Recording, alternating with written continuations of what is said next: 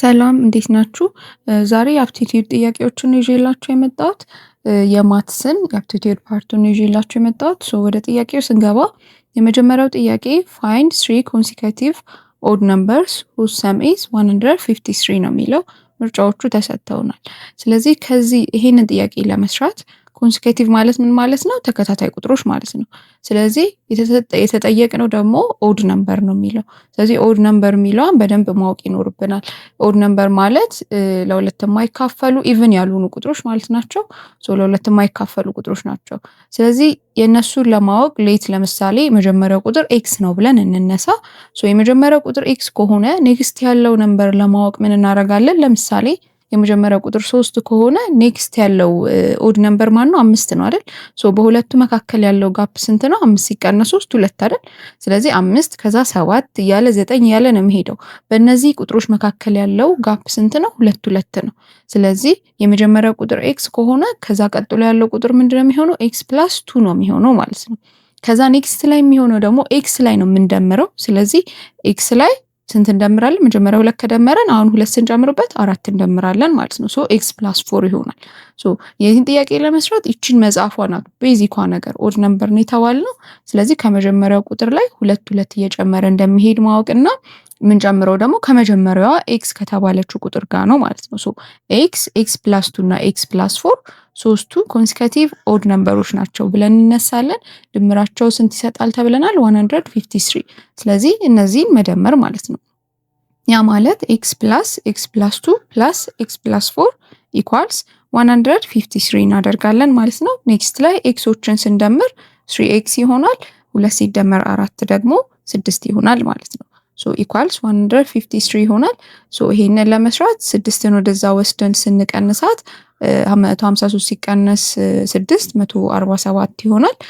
ኦቨር 3 ስናደርግ ኤክስን ለማግኘት 49 ይሆናል ማለት ነው። 49 ማለት የመጀመሪያዋ ኦድ ነምበራችን ነው። ምክንያቱም ስንነሳ ኤክስ ፕላስ 2 እና ኤክስ ፕላስ 4 ናቸው ቁጥሮቻችን። ስለዚህ ኤክስ 49 ከሆነች ሁለተኛው ነምበራችንን ለማወቅ ኤክስ ፕላስ 2 ማለት ነው። ስለዚህ ኤክስ ላይ 49 ስናስገባ 49 ሲደመር 2 51 ይሆናል ማለት ነው። ኔክስት ላይ ያለውን ደግሞ ለማወቅ ኤክስ ፕላስ 4 ነው አይደል? ሶስተኛ ቁጥራችን። ስለዚህ ኤክስ ፕላስ 4 ላይ ኤክስ ላይ 49 ስናስገባ 49 ሲደመር 4 53 ይሆናል ማለት ነው። ቁጥሮቻችን 49 51 እና 53 ይሆናሉ ማለት ነው። ከምርጫችን ውስጥ ኤ መልሳችን ነው ማለት ነው። ወደ ሌላ ጥያቄ ስንገባ ሁለተኛው ጥያቄ የሚለው ምንድነው? the ratio of two numbers is 3 to 5. if 9 is subtracted from both the ratio becomes 12 to 23. find the smaller number ነው ጥያቄው። ምርጫዎች ተሰጥተውናል ለዚህም ጥያቄ። ይሄንን ለመስራት ሬሾ ላይ ያሉትን ኮንሰፕቶች ማወቅ ነው። የሁለት ቁጥሮች የሁለት ነገሮች ሬሾ ኤ ቱ ቢ ተብሎ ተሰጠን ማለት እነዛ ቁጥሮች የተሰጠን ናቸው ማለት አይደለም።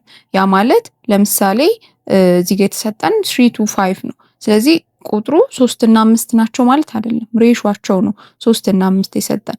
ስለዚህ ሬሾ ላይ ሁሌ እንደዚህ አይነት ጥያቄ ስንሰራ ቁጥሮቹን ከላይ ኖሚኔተር እና ዲኖሚኔተር ያሉትን ቁጥሮች የሆነ ቫሪያብል ጨምረንበት ነው የምንሰራው። ያ ማለት ቁጥሮቹ ለምሳሌ 3x እና 5x ናቸው ሌት ብለን እንነሳለን ማለት ነው። ምክንያቱም ሲምፕሊፋይ ስናደርገው ተጣፍቶ 3/5 ሊመጣ የሚችሉ ቁጥሮች ሊሆኑ ስለሚችሉ ማለት ነው። ስለዚህ 3x እና 5x ነምበሮቻችን ቢሆኑ ብለን እንነሳና የተሰጠን ምንድነው? 9 ቁጥር ከሁለቱም ቁጥሮች ላይ ሰብስትራክት ቢደረግ ያ ማለት 3x - 9 እና 5x - 9 ቢሆን ሬሾ ምን ይሆናል? 12 to 23። ስለዚህ 3x - 9 ኦቨር 5x - 9 ከቁጥሮቻችን ላይ ከሁለቱም ላይ 9 ስንቀንስ ሬሾ ምን መጣ? 12 ኦቨር 23 እናደርጋለን ማለት ነው። ከዚህ በኋላ ያለው ኢዚ ነው። ክሪስ ክሮስ አድርገን መስራት ነው።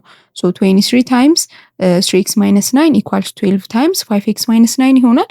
በ23 ሲባዛ 69x - 207 ኢኳልስ 60x -108 ይሆናል። ኤክሶቹን አንድ ላይ ስናረጋቸው 69x - 60x ኢኳልስ -108 ፕላስ 207 ይሆናል።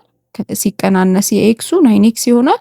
ይሄኛውን ደግሞ ቁጥሩን ስንሰራው 99 ይመጣል። ኦቨር 9 ስናረገው ኤክስ 11 ይመጣል። አሁን ኤክስ 11 መጣ ማለት ቁጥሩን አገኘን ማለት አይደለም። አስዩም ያደረግነውን የኤክስን ቫሊዩን ያገኘነው። ሶ ከዚህ ቁጥሮቻችን ማንና ማን ናቸው? 3x እና 5x ናቸው። ስለዚህ ከ3x እና ከ5x ትንሹ ቁጥር የትኛው ነው? 3x ነው አይደለ? አንድን ቁጥር በ3 ስናባዛው እና በ5 ስናባዛው ትንሽ ውጤት ሊሰጠን የሚችለው በ3 ሲሆን ነው። ስለዚህ 3x ትንሿ ናት። ሶ ኤክስ ላይ 11ን ያገኘነውን ቫሊዩ ሰብስቲቲዩት እናደርጋለን። ስለዚህ 11 ሲባዛ በ3 33 ይሆናል ማለት ነው። ላርጀር ነምበራችን ደግሞ 5 ሲባዛ በ11 ይሆንና 55 ይመጣል። ጥያቄው ስሞለር ነምበር ስለሆነ መልሳችን 33 ኤ ይሆናል ማለት ነው።